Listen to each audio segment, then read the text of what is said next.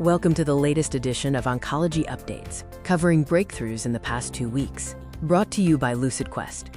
Imfinzi, or durvalumab, from AstraZeneca has been approved in the European Union in combination with perioperative FLOT for resectable stage 2 to 4A gastric and gastroesophageal junction cancers.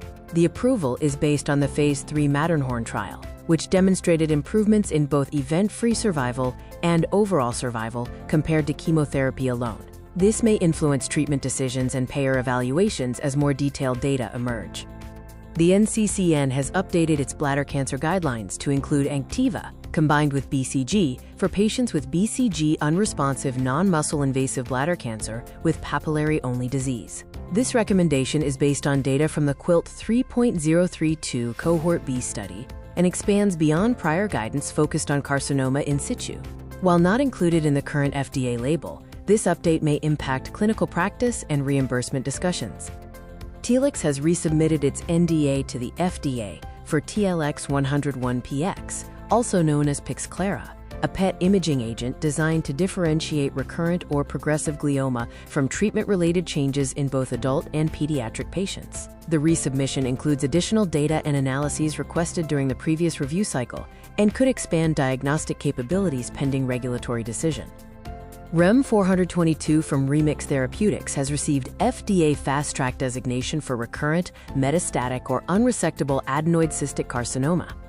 This oral MYB mRNA degrader has shown preliminary anti-tumor activity and a favorable safety profile in early-phase studies, supporting continued development in this rare cancer population. The CHMP has recommended approval of Zepzelca, or lurbinectedin, in combination with atezolizumab, as first-line maintenance therapy for extensive-stage small cell lung cancer following induction treatment. Results from the Phase 3 IM-Forte study showed reduced risks of progression or death and overall mortality compared to atezolizumab alone, potentially shaping future treatment standards. The EMA has validated the marketing authorization application for taletrectinib in advanced ROS1-positive non-small cell lung cancer. Supported by pooled Phase 2 data from the TRUST-I and TRUST-II trials, this step initiates formal review and represents progress toward a new targeted therapy option in Europe. Theriva Biologics has reached alignment with the FDA on the design of a Phase 3 trial for VCN-01 in combination with gemcitabine and nab-paclitaxel in first-line metastatic pancreatic ductal adenocarcinoma. The agreed design includes overall survival as the primary endpoint, along with repeat dosing and adaptive features, supporting advancement into pivotal development.